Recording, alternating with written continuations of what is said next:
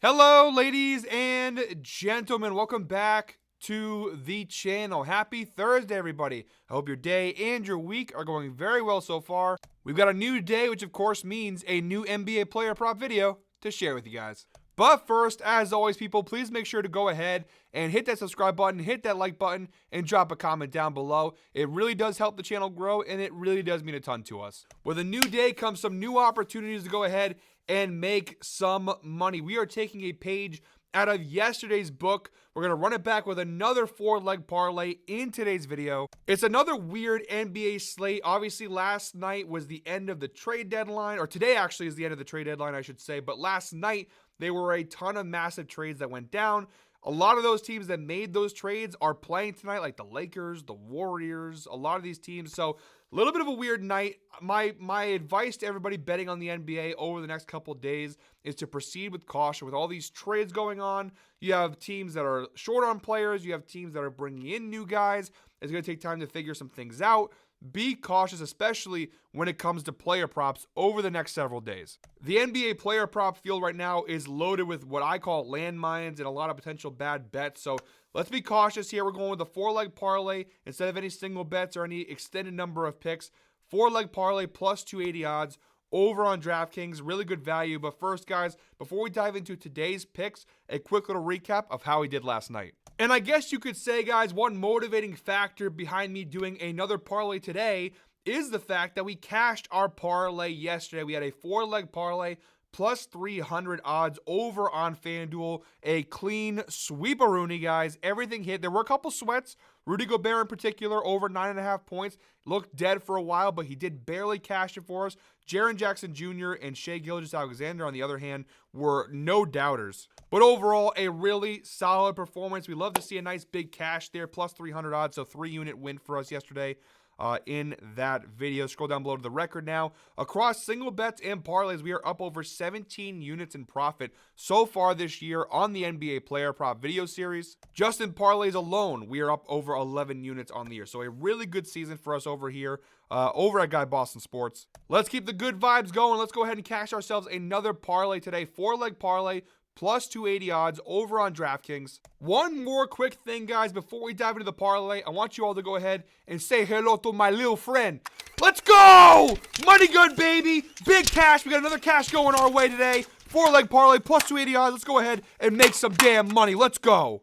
There are literally hundreds everywhere. It looks like a damn strip club up in here right now, guys. Jumping on over to the outlier screen, our first leg in our 4-leg parlay comes from the Celtics-Mavs game, 7:30 p.m. tip-off. We're going Kristaps Porzingis of the Boston Celtics over 19.5 points plus assists. Again, we are using DraftKings for this parlay. I've already mentioned it 3 times in the video, but just one more time, we are using DraftKings for today's parlay. And yes, all these lines are alternate lines, especially when it comes to betting parlays. Alternate lines are the way to go. So our first leg, Kristaps Porzingis over 19.5 points plus assists. Obviously, this being an alternate line, all of these player props being alternate lines, the data is going to be solid across the board. Porzingis has cashed the over in 9 of his last 10 games. That is a 90% hit rate, averaging 23.2 points plus assists per game over his last 10 games. Even when you go ahead and stretch that data out to the entire season view, he's cashed the over in 20 out of 26 games this year. That is a 77% hit rate on the season for Porzingis, averaging 21.31 points plus assists per game overall this season. And the good data doesn't stop there. From a head-to-head standpoint, he's cashed the over in 3 of his last 5 meetings against the Dallas Mavericks. That is a 60% hit rate, averaging 17.4 points plus assists per game across his previous 5 meetings with the Dallas Mavericks. Those games obviously include the NBA Finals last year. This is an NBA Finals rematch between the Celtics and the Mavericks, as well as sort of a revenge spot for Porzingis, obviously a former Dallas Mavericks player himself. They have played once this year back on January 25th. He had 18 points and 5 assists and did cash the over in what was a 15-point win for the Celtics. The Dallas Mavericks are one of these teams that are in that weird position where they've traded Luka. That trade has already gone down. They have Anthony Davis in-house, but he is listed as a game-time decision with an abdomen strain. Obviously, they have no Derek Lively, no Dwight Powell, no PJ Washington. It looks like it could be a really solid spot here for Porzingis. The one fear I have in this prop, honestly, is the fact that Boston could blow Dallas out with all the guys being out, especially if Anthony Davis doesn't play, this could be a big win for Boston. You do have some blowout potential, which could spell trouble for this Porzingis prop. But even still, even if there is a blowout, I still think he'll play enough minutes and do enough in those minutes to go ahead and cash the over. So we got pretty good data across the board. This insight doesn't really apply to us because it's a different line at 22.5. The Mavericks overall this year versus the center position, they are 24th in points allowed and 27th in assists allowed. So we've got a really good matchup across the board. Love this spot for the first leg of our 4-leg parlay.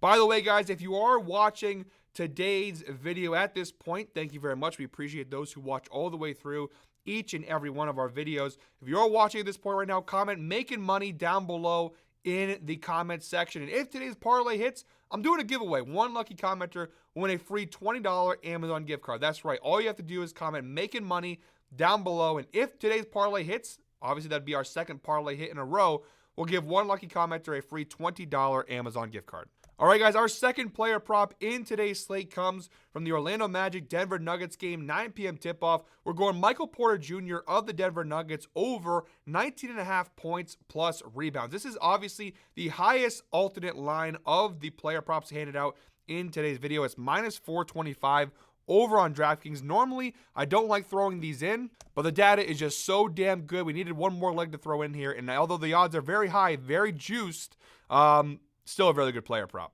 Porter Jr. has cashed the over in 8 of his last 10 games. That's an 80% hit rate, averaging 27.1 points plus rebounds per game across his last 10 games. Overall this season, an 82% hit rate on the over for Porter Jr. 42 out of 51 games, he's cashed the over, averaging 25.27 points plus rebounds per game this year. Again, being a minus 425 alternate line, you would expect the data to be good at this level. 82% hit rate is obviously very solid from a head-to-head standpoint as well. He's cashed the over in each of his last 3 meetings against the Orlando Magic. That's a 100% hit rate, averaging 24.33 points plus rebounds per game across the previous 3 matchups against the Orlando Magic. They did play once this year, not too long ago, back on January 19th.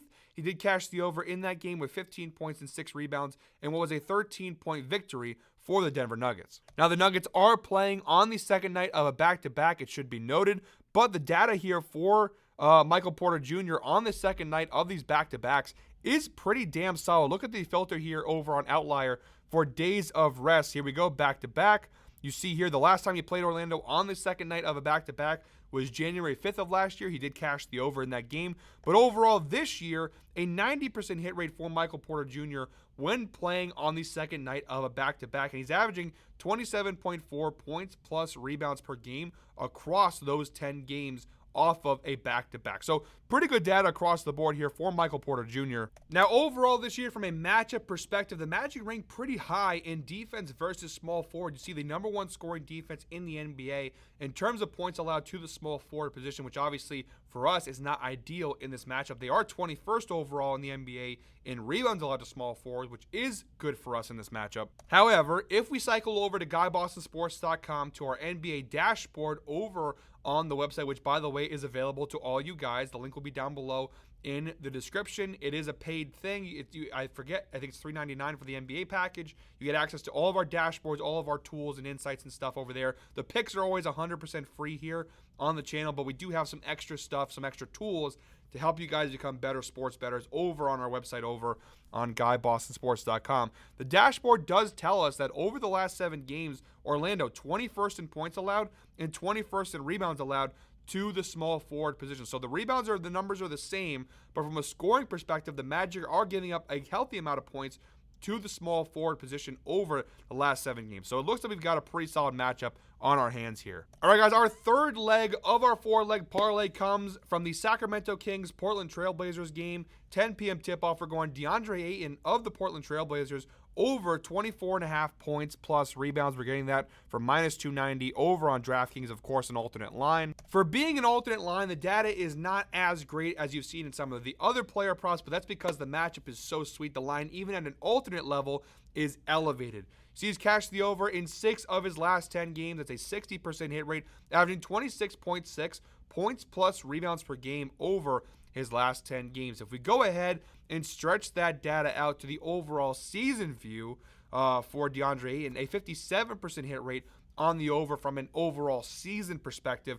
21 out of 37 games this year, he's cashed the over for Portland, averaging 25.03 points plus rebounds per game in general this season. Now again, for an alternate line of minus 290 odds, you would hope for a little bit better data than this, but it's really not awful in general. We're going to go ahead and break down the matchup because the matchup is the key thing here in this 8-and prop. The head-to-head standpoint is cashed the over in each of his last 3 meetings with the Sacramento Kings. That is a 100% hit rate across the previous 3 meetings, averaging a whopping 31.33 points plus rebounds per game against Sacramento across those 3 meetings. So you do see his numbers definitely increase when he plays this Kings team. Now, he has played Sacramento 2 times already this year and cashed the over in both of those meetings. The first time they played back on October 28th of this year, he had 20 points and 11 rebounds at what was a 13-point loss for Portland. And then their most recent meeting on November 29th, he had 26 points and 9 rebounds in what was an 9-point win. Had to do some math there. 9-point win for Portland. So he's played 2 times this year. He cashed the over both times, and he's averaging 33 points plus rebounds per game across the 2 meetings this season. So really good matchup spot here, and from a data standpoint, it makes a lot of sense. The Kings overall this season, 22nd in points allowed and 26th in rebounds allowed to the center position. Sabonis is a great offensive big, not so much a great defensive big. The Kings are also playing on the second night of a back-to-back, which could hurt them in this case, which would help us, obviously, in this case. If we go back to the NBA dashboard over on Guy Boston Sports, looking at the last 7 game data, the Kings 27th in points and 29th in rebounds allowed to the center position, one of the worst teams in the NBA over the last 7 games in terms of production allowed to opposing centers. So although the overall data wasn't as impressive as some of these other props, the head-to-head data is really impressive. It's a really good matchup for 8 in here. Love the spot here for the 3rd leg of our 4-leg parlay. All right, guys, and the 4th and final leg in today's parlay is coming from the Pacers-Clippers game, 10:30 p.m. tip-off.